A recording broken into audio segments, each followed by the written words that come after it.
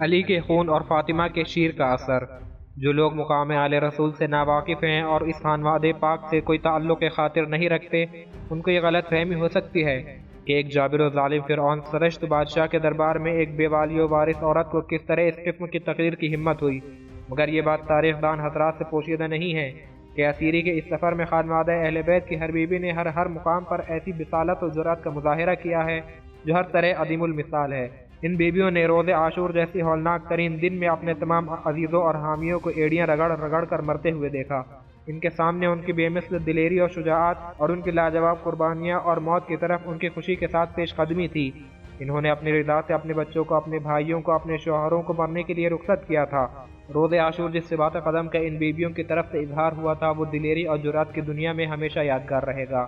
اور پھر شیر خدا کی بیٹی، رسول کی نواسی فاطمہ کی نور نظر زینب، جس کو حسین اپنے ساتھ اسی لیے لائے تھے، جس کے لیے صبر و ضبط و قوت قلب کے لیے شب عاشور حسین علیہ السلام نے دعائیں مانگی تھیں۔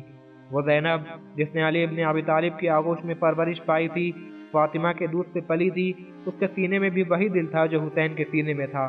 ہر قسم کی ذلت و خواری ہو چکی تھی، ہر طرح کی تکلیف پہنچ چکی تھی، اب آگے صرف موت تھی اور بس۔ تو موت ان کے لیے شہد سے بھی زیادہ شیریں تھی۔ پھر انہیں خوف کس بات کا ہوتا، اور کیوں نہ وہ اس فریضے کو بأحسن وجوہ انجام دیتی جو ان کے بھائی نے خدا کے حکم سے ان پر عائد کیا تھا۔ زینب دربار شام میں اس طرح بول رہی تھی کہ سننے والوں کو یہ معلوم ہوتا تھا کہ جیسے مسجد کوفہ میں علی خطبہ دے رہے ہیں۔ سارے مجمع پر موت کا سا سکوت طاری تھا، سننے والے ایک دوسرے کا منہ تکتے تھے۔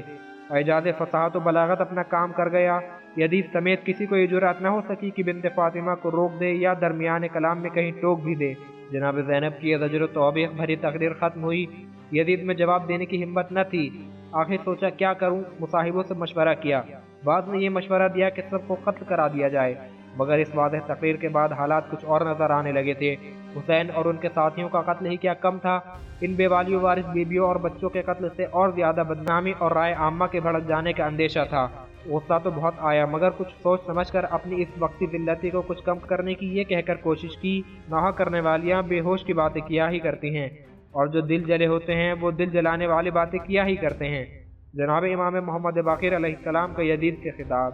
مشہور مورخ مسعودی نے اپنی تاریخ میں اس مقام پر ایک روایت یہ تحریر کی ہے کہ جب مصاحبان یزید اہل بیت کے قتل و اسیری سے متعلق اس کو مشورہ دے رہے تھے، تو اس وقت جناب امام محمد باقر علیہ السلام، جن کا سینہ شریف اس وقت تقریباً 4 سال تھا، اپنے مقام سے اٹھ کھڑے ہوئے اور یزید کو مخاطب کر کے بولے کہ اے یزید، تیرے مصاحبوں نے تجھے اس رائے کے خلاف مشورہ دیا جو فرعون کے مصاحبوں نے اس کو جناب موسیٰ اور ہارون کے بارے میں دی تھی کہ انہیں مہلت دو، اور یہ تجھے مشورہ دے رہے ہیں کہ ہم کو قتل کر دیا جائے یا قید کر دیا جائے۔ یزید نے کہا بچے، تو نے اس کا کیا سبب سمجھا؟ فرمایا فرعون کے مصاحب اولاد حلال تھے، شاید یہ لوگ اولاد حلال نہیں ہیں، اس لیے کہ انبیاء اور ان کی اولاد کو وہی لوگ قتل کرتے ہیں جو اولاد حلال نہیں ہوتے۔ اس مقام پر غور طلب امر یہ ہے کہ جس گھرانے کے چھوٹے چھوٹے بچے انتہائی تکلیف و مصائب اٹھانے کے بعد ایسے جرأت دکھائیں، اس خانوادے کے بزرگوں اور جوانوں، مردوں اور عورتوں کی جرأت و بصالت کا کیا ٹھکانہ ہو سکتا ہے؟ شیطانی جرأت۔ یزید کے چہرے پر آثار غضب دیکھ کر اور مصاحبان یزید کے مشوروں کو سن کر بعض بے دین و کمین فطرت درباریوں کی جرأت یہاں تک بڑھی کہ ایک سرخ رنگ کا شامی دربار میں اٹھ کھڑا ہوا اور اس نے جناب فاطمہ دختر امام حسین علیہ السلام کی طرف اشارہ کر کے یزید سے کہا، ہبا لی ہذہ الجاریہ، اے امیر اس کنیز کو مجھے ہبا کر دے۔ جناب فاطمہ فرماتی ہیں کہ جب میں نے یہ بات سنی تو میں لرزہ بر اندام ہو گئی۔ مجھے خیال ہوا کہ شاید یہ لوگ اس بدترین عمل کو جائز رکھیں۔ میں اپنی پھوپھی جناب زینب سے لپٹ گئی اور رو کر کہنے لگی، پھوپھی ہم یتیم تو ہوئے تھے، کیا اب کنیز بھی بنائے جائیں گے؟ اس پر جناب زینب نے انہیں تسلی دی اور شامی کی طرف مخاطب ہو کر بآواز بلند کہا، کیا غلط بکواس کرتا ہے، بخدا یہ بات کسی طرح نہیں ہو سکتی، نہ یزید ایسا کر سکتا ہے۔ یزید کو پہلے ہی سے غصہ آ رہا تھا، اس قول پر اس کا غضب اور بڑھا۔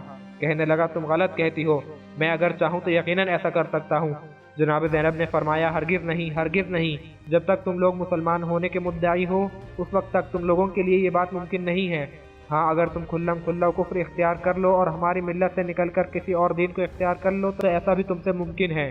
اس جواب پر یزید کا غصہ اور بڑھا اور وہ کہنے لگا، کیا میرے منہ آتی ہو اور مجھ سے تم اس قسم کی گفتگو کرتی ہو؟ دین سے تو تمہارے باپ اور بھائی خارج ہوئے۔ جناب زینب نے جواب دیا کہ میرے باپ اور بھائی کے ہی دین کو ظاہراً اختیار کر کے تو اور تیرے باپ دادا مسلمان کہلائے۔ یزید اس کے بعد سب و شتم پر اتر آیا۔ یہاں تک کہ جناب زینب کو یہ کہنا پڑا کہ یزید تو ایک جابر و ظالم حاکم ہے، اپنے سب و شتم اور قہر و ستم سے ہم کو دبانا چاہتا ہے۔ کہا جاتا ہے کہ شاید اس جواب پر یزید کو شرم آئی اور وہ خاموش ہو گیا۔ اس کے بعد اس شامی نے اپنی درخواست کو پھر دہرایا۔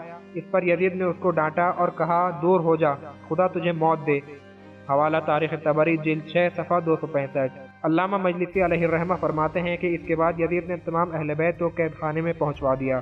آل رسول قید خانے میں یزید نے اپنے قصر کے نزدیک ایک گھر میں جس میں صرف 4 دیواری تھی تمام آل رسول کو قید کر دیا۔ یہ ایسا مقام تھا جہاں شب کو اوس پڑتی تھی اور دن بھر دھوپ رہتی تھی۔ حوالہ تاریخ طبری جلد 6 صفحہ 265۔ حوالہ اعمالی شیخ نفس المحموم۔ یہ چند عورتیں اور بچے تقریباً 1 سال تک اس قید خانے میں قید رہے۔ محدث جلیل سید نعمت اللہ جزائری نے انوار النعمانیہ میں جناب منہال سے روایت کی ہے۔ وہ کہتے ہیں کہ ایک روز میں نے جناب امام زین العابدین علیہ السلام کو اس طرح دیکھا کہ آپ اپنے عصا پر تکیہ کیے کھڑے ہیں۔ چہرے کا رنگ زرد ہے اور دونوں ساقیں بہت دبلی ہو گئی ہیں جن سے خون جاری ہے۔ میں نے سلام کیا اور حضرت سے حال دریافت کیا۔ حضرت نے جواب سلام دیا اور فرمایا اس شخص کا حال کیا پوچھتے ہو جو یزید کا قیدی ہے؟ ہمارے بچوں کو پیٹ بھر کے غذا بھی نہیں ملتی تھی، ہمارے سروں پر سوائے آسمان کے کسی قسم کا سایہ بھی نہیں، ہمارے شب و روز نحو ماتم میں گزرتے ہیں۔ عجم حق عرب کا اس لیے اعتراف کرتے ہیں کہ محمد الرسول اللہ صلی اللہ علیہ وآلہ وسلم عرب تھے، اور عرب حق قریش کا اعتراف کرتے ہیں صرف اس لیے کہ پیغمبر خدا قریش سے ہیں، اور قریش کو اس سلسلے میں تمام عرب پر فخر ہے اور عرب کو عجم پر فخر ہے، لیکن ہم اہل بیت پیغمبر کا کوئی بھی حق نہیں پہنچتا۔ نتیجے میں ہمارا یہ حال ہے جو کچھ تم دیکھ رہے ہو۔ جب بھی یزید ہم لوگوں کو بلاتا ہے تو تمام بیویاں اور بچے یہی سمجھتے ہیں کہ اب ہم قتل کر دیے جائیں گے۔ حوالہ انوار النعمانیہ جلد 2 صفحہ 253۔